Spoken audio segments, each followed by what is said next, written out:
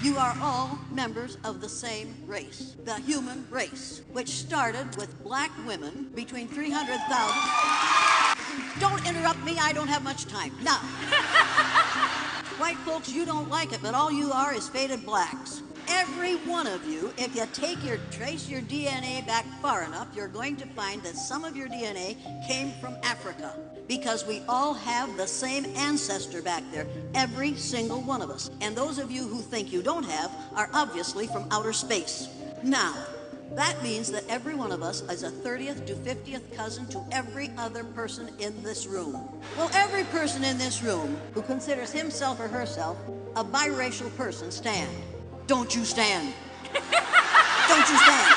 People, we have to get rid of the language of racism. I'm not a teacher.